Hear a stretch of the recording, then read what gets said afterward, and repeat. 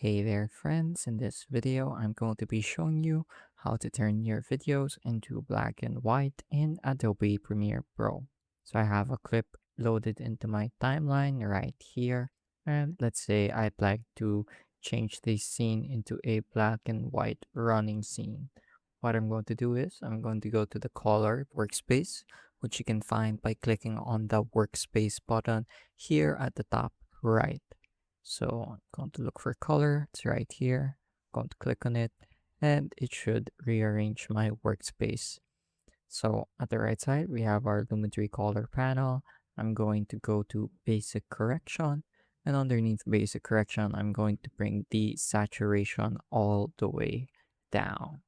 As you can see, now my footage is in black and white. You can also add some more stylistic effects by adjusting the exposure and the contrast, as well as the highlights and shadows. So you get to fine tune the type of black and white scene or the type of black and white mood you'd like to achieve.